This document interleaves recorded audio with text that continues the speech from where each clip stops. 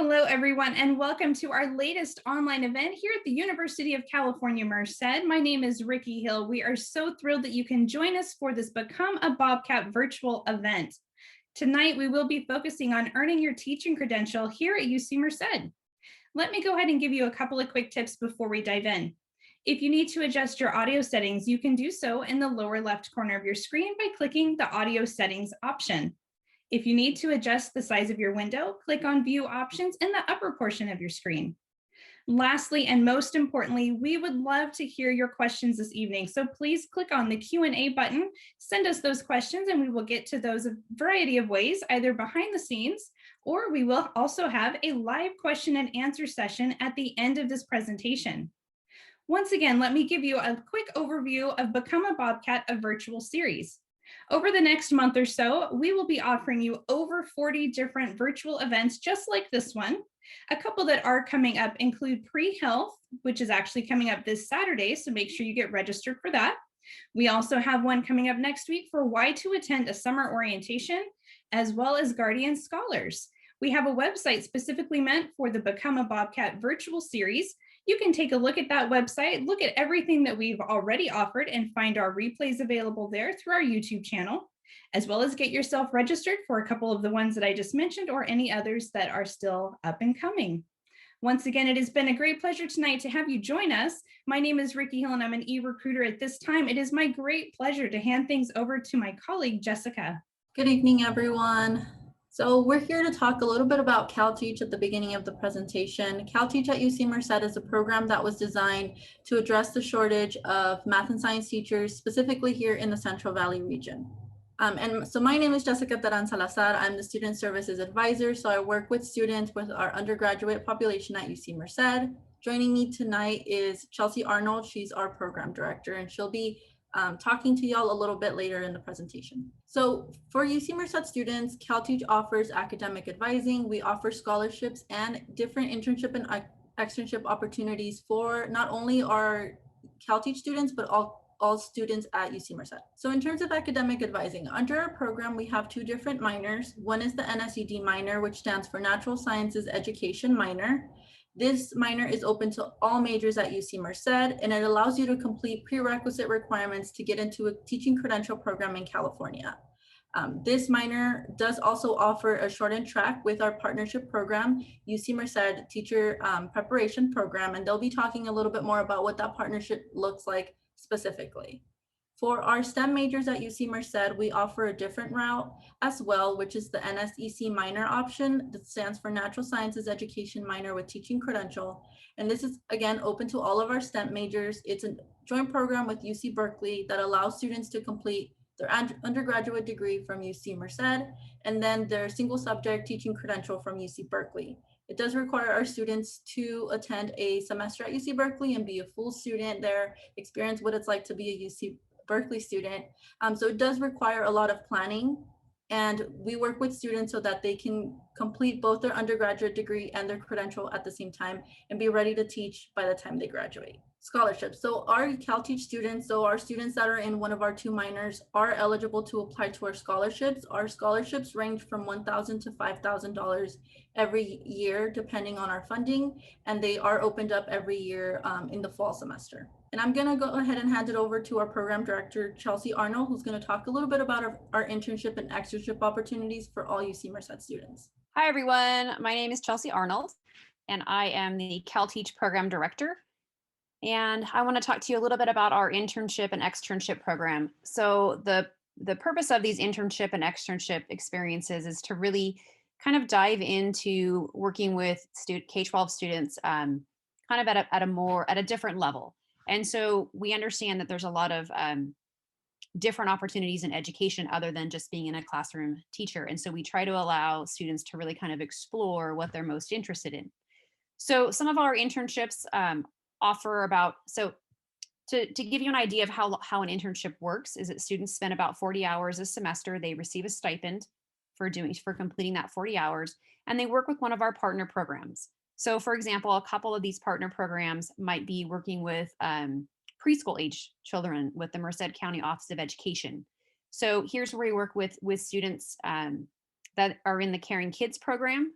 So these are students that are not in a formal preschool, that maybe are taken care of by friends and family.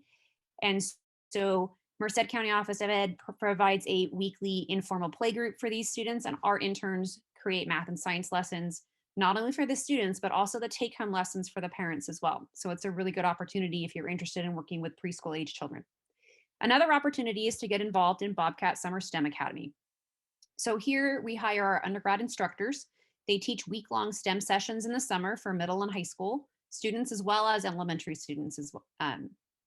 And with Bobcat Summer STEM, that's kind of takes your ability to teach to the next level. So you work with faculty at UC Merced and the CalTeach program to help develop curriculum, learn the subject material, and then ultimately you're teaching a classroom full of K-12 students during the summertime for just a week at a time. And you receive a stipend for that as well. So it's a really cool opportunity to really figure out if teaching is what you want to do. And then the last thing, we have a new internship, which is just starting this summer. And we have a mobile maker lab on campus. And so the mobile maker lab is the CalTeach interns are going to be creating hands-on engineering and science curriculum that can be actually taken out to the local schools and communities and some of the rural Central Valley schools to increase STEM awareness and STEM activities for these students. And so our interns throughout the year will be creating the curriculum, building the kits that will go out in that maker lab. So that's just a few of our internships that we offer. In years past, we have an outdoor education one.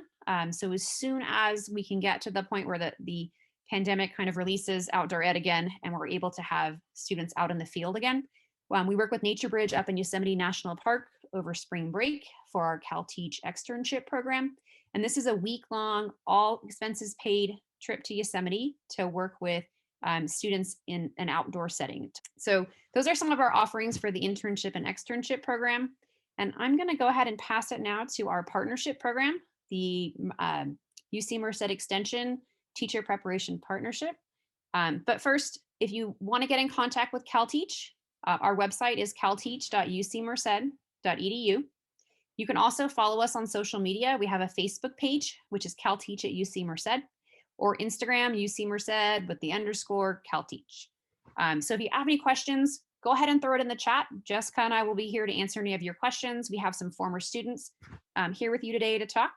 And I'm going to hand it over now to Dr. Mari Harris to talk about the Teacher Preparation Partnership Program. Thank you, Chelsea. Thank you very much.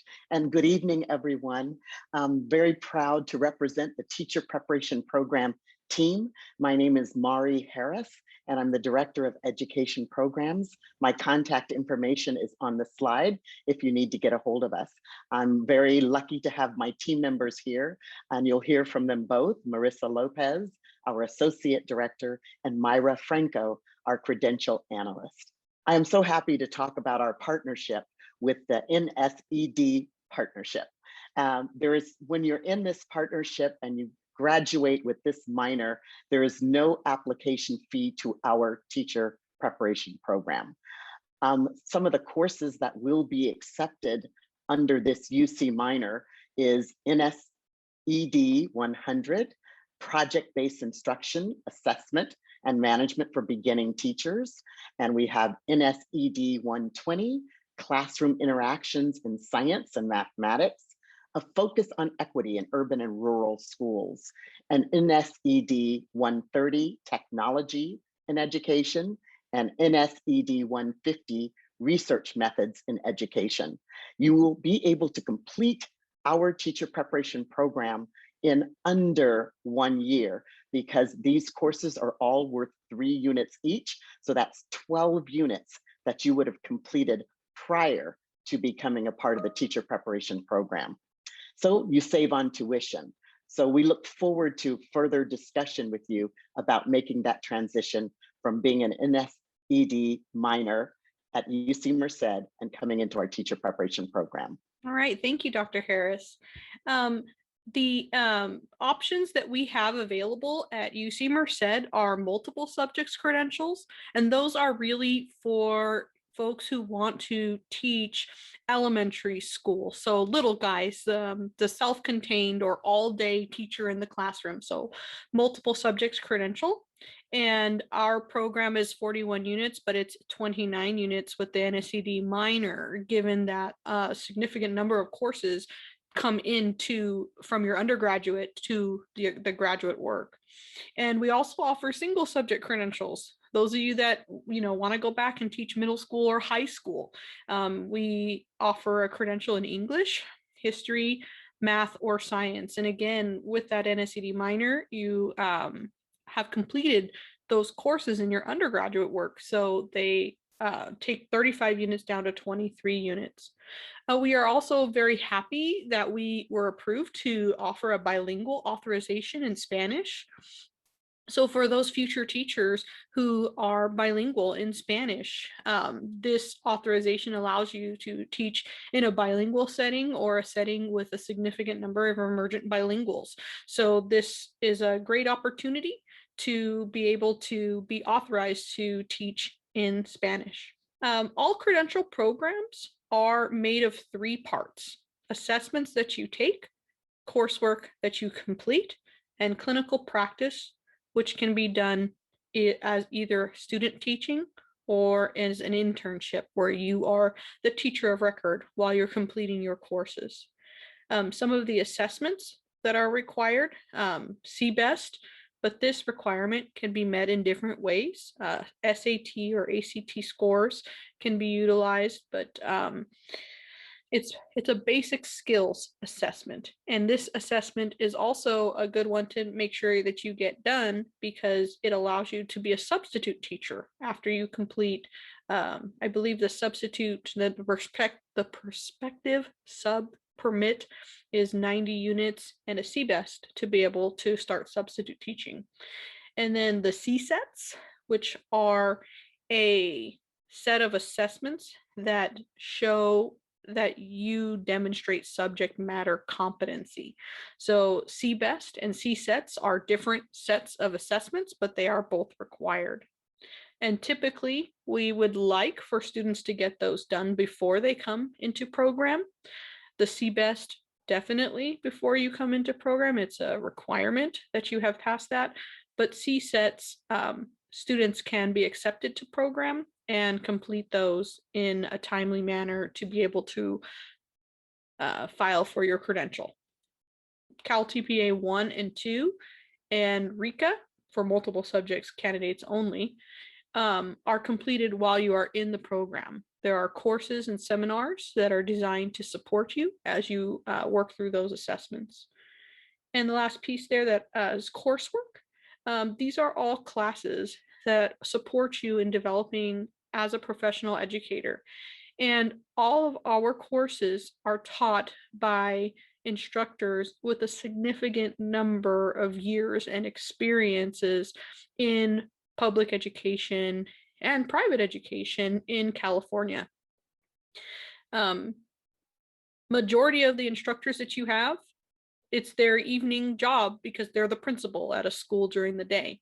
So it's a really unique opportunity to get to meet and work with instructors who are very much so in tune in the classroom and with kids on a regular basis. So I spoke very quickly about clinical practice, student teaching, or internships. Those are hours that you spend in the classroom during the school day, learning to be a teacher from a teacher who has the credential that you are seeking.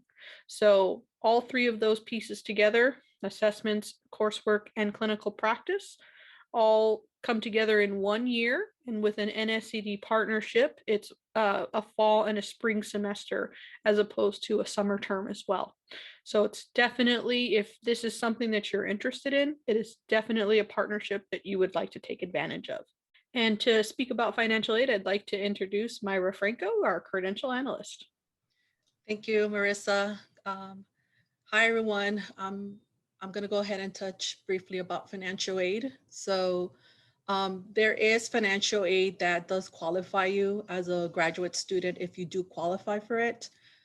There is an application through FAFSA that you need to fill out. And typically, if you currently have financial aid, you will go through fafsa.edu.gov to apply. As well, we have for the California Dreamers, there is application process as well for funding our teaching credential program if you're interested. There are different types of aid within financial aid. One is the Pell Grant that is limited. You're based off prior receipts and family income.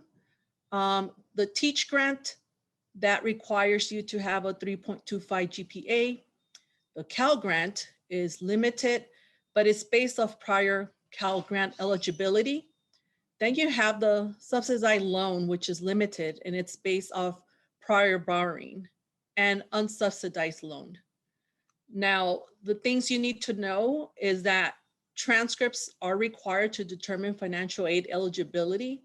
So when you're ready to submit or apply for a teaching credential program, we strongly encourage you to submit your application within the deadline dates that the financial aid office has established. Eligibility is done by the financial aid, not the teacher preparation program. Just want to go ahead and clarify that. And then financial aid is based on enrollment either as a half-time or a full-time status. And in most cases, some candidates are awarded a combination of grants and loans. So this is the exciting part of this presentation. We're so very happy to have with us two graduates of UC Merced, and who also, both of them, minored in NSED. So I would like to bring to you both Jaime and Nancy to speak about their experience taking the courses at UC Merced and their preparation for entering the teacher preparation program. Would you introduce yourself and tell us what you're doing now? And did you always want to be a teacher? Hi, everybody. I am Nancy Ariola, and I am a teacher preparation program candidate, and I am a UC Merced alumna. I also had the NSED minor. So I am currently a 7th grade science teacher while completing my teacher preparation program and getting my teaching credential. So I'm able to get that money while being in school. Did I always want to be a teacher? No. I'm gonna be real with you guys. I wanted to be a scientist. I wanted to be a neuroscientist, which is why my major was in cognitive science. But I fell in love with teaching, and it is something that I always did as a kid. I was always a tutor. I played escuelita when I was with my little brother and my cousin. So it's just kind of natural to me. And going into the NSED minor and then going to the TPP program just made sense to me. Hi, everybody. My name is Jaime. Like Nancy, I'm a TPP candidate, and as well as having my minor in NSED. Currently, I am a biology teacher over in San Jose. Again, I'm still in the program, but I'm employed and I'm getting money and I'm excited, just like Nancy. And to answer your question, Dr. Harris, for if I always wanted to be a teacher, I went into college thinking I was going to be a researcher. And then I got the experience of being a researcher, and I'm like, okay, this is not for me, but I still love biology, so I'm gonna figure something out. I went over to Cal Teach, figured out that I loved it because I spent one class in NSED, got to be in front of a classroom and actually teach a lesson, and it was amazing. And like I fell in love with teaching because I saw immediately all the brains connect when I would teach. And so I that's my favorite thing about teaching, just like seeing students realizing, oh, that's the answer, or oh, I have so many more questions. Like that fills my heart so much. Boy, thank you so much for your response to those questions. Now I'd like you to talk a little bit about being in the teacher preparation program. We have assessments as a component. We have the coursework as a component. and you've got your clinical practice as a component. Can you speak to each of the components and how important it is to prepare you for the classrooms that you're teaching in right now? Okay, to talk about the CBEST, I would just brush up on your whatever you study for the SAT, ACT. Don't just sleep on it. Try your best, obviously. For the CSET, you need to study. You need to study for at least a good month, and I'm saying that lightly. If you got more time, take that time to study because you need it, and I recommend it. For the Cal TPA 1 and 2, that is something I can talk about for the program itself. Marissa, or excuse me, Ms. Lopez, she's fantastic in helping every single candidate.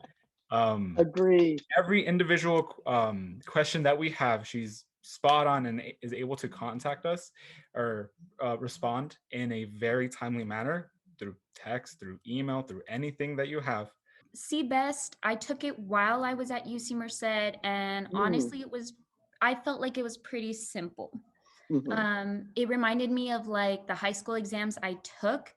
You guys are kind of lucky though. Some of you guys, because of the pandemic, you don't have to take them, but like Jaime said, brush up on that ECT if you can. There's a lot of online for free, study guides. You guys can use that. And for the CSET, yes, study. I failed the first time I took it, and I am regretting that. So I'm taking it, studying as much as I can, watching tutorials. Khan Academy is my friend. Bozeman is my friend on YouTube. Watching those videos helped me out. The Cal TPAs, I'm currently working on Cal TPA 2. I finished Cal TPA 1 when I was teaching in the classroom with my collaborative teacher. And now since I'm on my own, teaching my own classroom, I'm working on that, and I can go more in detail with the students because I work with them every single day.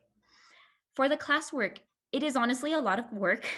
They don't tell you this, but being a teacher is a lot of work. You have to plan, you have to make sure your assessments are in line with these standards that you have to do, like all of those objectives that the teacher would write on the board that you wouldn't think about. Yeah, those are important, and we have to make sure we meet those goals. So those are like little things I didn't realize until I went to NSED, and then the TPP program really honed in on that.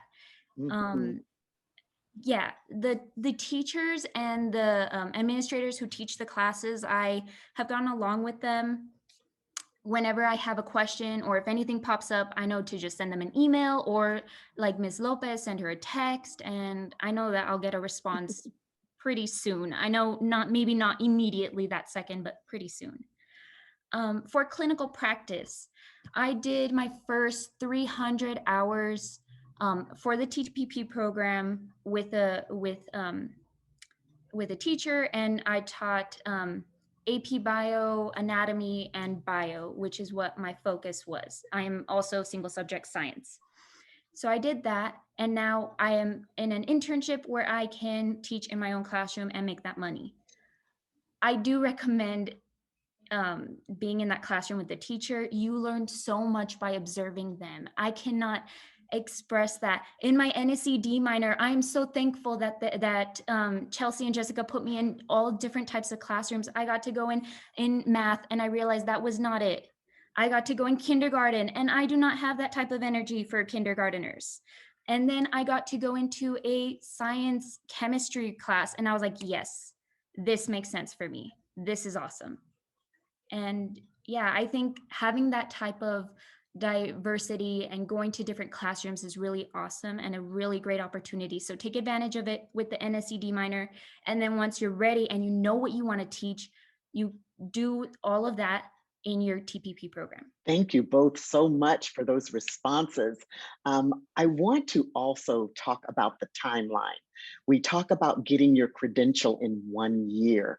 I would like to hear from both of you the advantages and maybe what you see now when you look back, disadvantages of potentially working that quickly to get and obtain that credential. Because we know that what we are preparing people for is to get this credential in 1 year's time. And for the NSED minor, we're talking about even less time. So the advantage, of course, is I'm sure you're going to get your credential quicker. But what's a disadvantage, especially when I hear Nancy talk about the valuable time that you spend in the classroom under the mentorship of a teacher and watching the daily practices of what you're responsible for and how important it is to be able to live up to that when you have your own class. Of course. Okay. Thank you.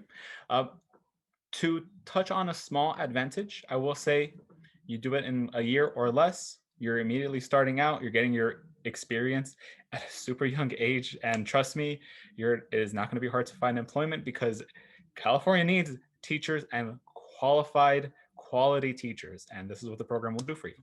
To talk to Dr. Harris's point about the disadvantages and how Nancy was saying, it is super valuable to be able to use that time to nurture and raise your personal experience in being in a classroom, because it's valuable being able to understand different techniques, motives, drives that different types of teachers have, because not every single teacher is the same. And that's just me personally. I've always been around science teachers. All of them are different. And then I go and talk to the English teachers, and oh my God, they're even more different. And then I talk to the art teachers, and wow. Those are the types of things that you're gonna be getting. You're just gonna get as much experience as possible, and I hope you're able to retain that. Can you talk a little bit about working with administrators too? What is it like to collaborate with other teachers and work with administrators? Because that's also a part of what you're doing as you're learning how to be a teacher. The administrators are just as open and as kind as the teachers that I've worked with.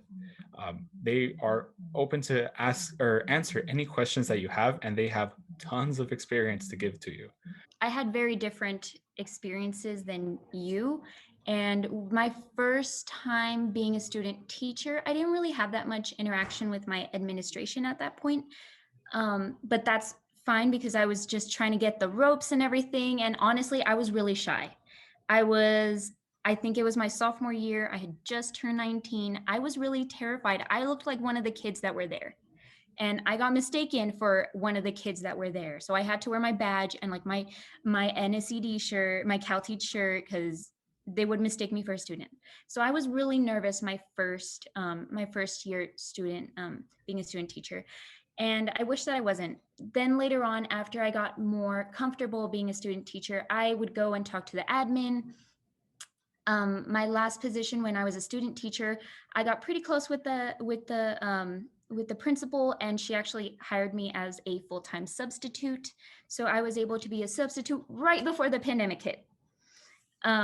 And I was a substitute in an English class. And at first I was like, oh my goodness, I don't think I'm ready. I'm the science person, but she had all the confidence and gave me guidance, and also passed me on to the English department. And talking with all of those different teachers is really cool. And you get a different sense of how you are going to be as a teacher.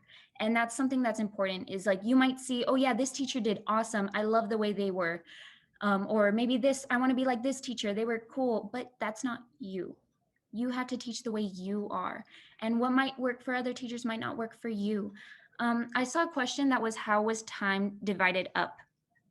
So teaching, how much time goes into lesson plannings and exams? Since I'm actually in charge of my own classroom, I lesson plan 2 weeks before. So I try to plan 2 weeks ahead of what I'm going to teach. So if I'm teaching now, I will plan for what I will teach in the end of April, beginning of May. And I just do like a rough, like, this is what the standards that we're going to do, and this is how I'm going to do it. So it's not super in detail. And then later on, once I get closer, I home in on that. I usually spend my free time. So like my prep periods, I spend that time lesson planning, making sure everything's going good. But of course, you're going to have some things change with your lesson plans. So if I had to say how I divide my time, it would be Mondays through Wednesdays are divided for my schoolwork, making sure I have everything turned in making sure I did everything I'm supposed to for that week. I try to spend the weekends for my mental health away from my computer. I need to worry about myself. And then I spend basically Thursday and Friday working on everything I need to work on to get ahead for the next week or week and a half. So that's kind of how I divide my time. I hope that helps out. Studying for exams, honestly, I usually spend like an hour studying. So realistically, I spend 15 minutes, spend a 5-minute break, 15 minutes, 5-minute break, because you shouldn't cram in so much stuff. That's not really how our brains work. Yeah, I honestly, if it weren't for Google Calendar, I would be running without my head. And well, you guys can't see, but I have my calendar. I have everything written here. Wow. That is Good. my best friend. That is, how do you say, that's teaching 101 is being prepared. So, and having a calendar to keep you on track. Thank you both so much for those responses. This is going to be my last question, unless there are some that come from the audience. Tell us what the next steps are for Jaime and Nancy. What's next for you? And then what would you like to leave this audience with, especially because you know there's potential teachers who are listening to this webinar? Next step for me is finishing up my credential program. I am hopefully in my last semester. Fingers crossed. I passed my CSETs and I'm good, and I'm able to be a teacher full time, and I'm excited for it.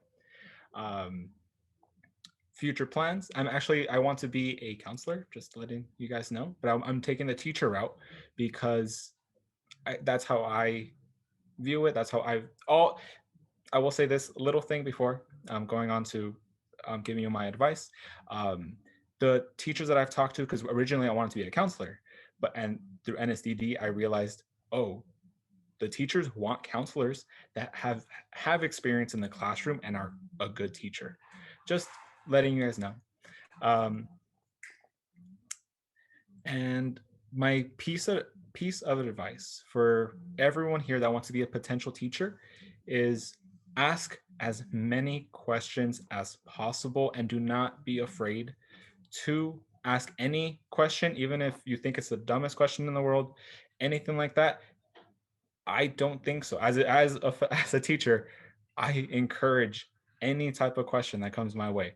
I might not be able to answer it right away. The person you're asking might not be able to answer it right away, but I'm gonna try my best to be able to find the answer for you. That's just my science brain working. So that's my piece of advice. Ask as many questions. Also, to add a little bit to Nancy for her planning time, plan time to just have fun with your fellow candidates. I know we have an hour on Friday that different like our friends in the credential program, we just talk about anything, our experience in the classroom, we gossip, we do all that stuff, and it's healthy. Like you need to be able to do that, to set those kinds of things. So I hope you're able to do so. I am going to finish up my credential too, take my CSETs, pass them, because I studied this time. Last time I did not. I thought I was smart enough to just go in. So I studied this time, I prepped, and then get that pay raise. Once I get my credential, I get that pay raise and I can finally afford my shopping addiction. You know, that's what COVID did for me. If I had advice, ask questions, and honestly talk to Jessica, Chelsea, ask them so many questions. You have no idea how many times I would just go and I'd be like, hi, I have this one question. Okay, cool. Can I get some snacks? All right, bye. Like I would do that like at least once a week. I would be in the CalTeach office. They already knew me in the front office. They're like, oh, you're here for Chelsea and you're here for Jessica. Okay, don't worry, we'll get you in there. So yeah, just ask questions. Honestly, get to know everybody. Networking is really important, especially when you're going to be a teacher. Talk to as many people as you can. And if you have the opportunity to, please do the internships. The number one thing is like do those internships. So I see I have some questions. What you should do as an undergrad student right now, if you want to be a teacher and you know this is the route for you, join the NSED minor and try to do an internship. Those are fun and you get so much experience doing things. Jaime and I actually did an internship program where we helped create a museum. How freaking awesome is that? It was like one of my dreams that came true. So we got to do that. And we also, well, I applied for scholarships because I felt like I was never good enough for scholarships. I applied and I got it. Like, just take chances. If you can do one thing as an undergrad student, take chances.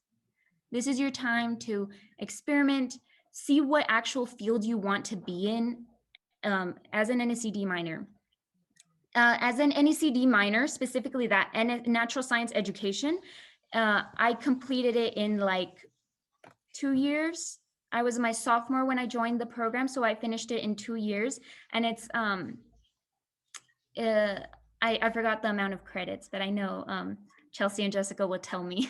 But I completed those credits, and then I was able to join my TPP program, which it'll take you like a year to finish. And that actually saved me $5,000 from going to a different program. And it saved me a lot of time. It's 24 units. Just to let you guys know, I was able to complete my major NECD minor in 4 years, just to give you like an overall time lapse. It did not affect my 4-year plan at all. I value it, and it made me choose what I wanted to do. So I'm very happy with it.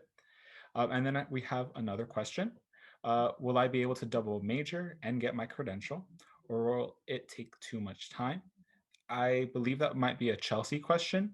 I will say, before Chelsea and Jessica are able to answer, I will say, if you have the drive for it, go for it. Oh my God, I hope you do, because that's awesome. That sounds awesome. Also, a little plug, Jaime is a psychology major.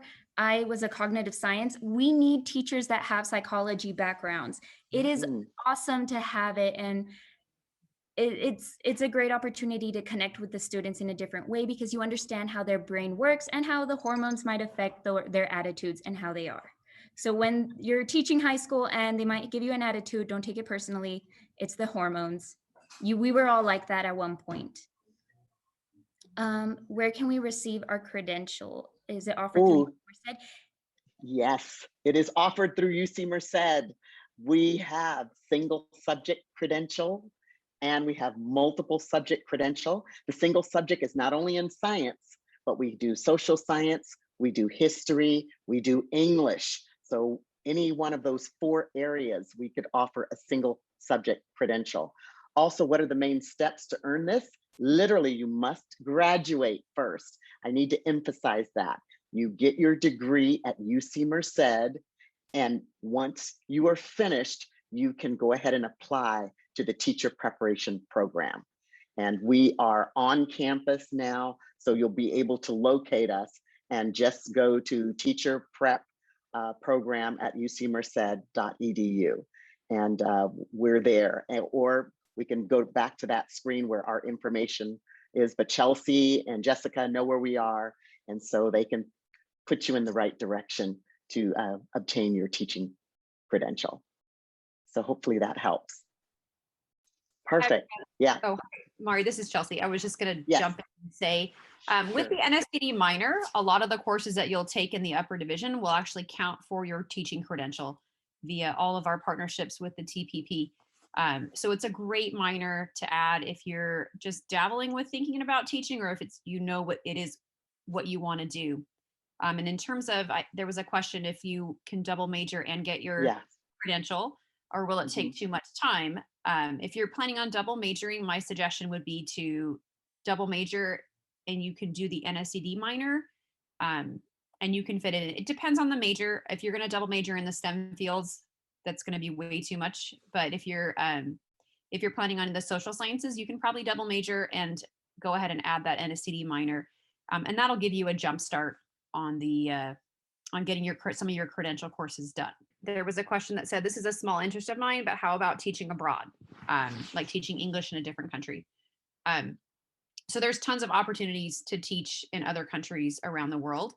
And when you come to UC Merced to get your major, to do your major and possibly minor in something, the NSTD minor is going to be a great option for you because we teach you how to teach. So regardless of what subject you're wanting to teach or what country you're wanting to teach in, you'll gain all those skills. We also offer study abroad here at UC Merced. So you can look for a program in study abroad that offers an education component as well. And that will set you up. So if you, upon graduating, if you're interested in actually teaching English in a different country, you'll be set up and ready to go. Just take note that if you teach English in a different country, your experiences over there will not necessarily translate into getting a credential over here. When you return to the US, if you wanted to get your credential, you'd still have to do a credential program in the US, in the state that you wanted to teach in.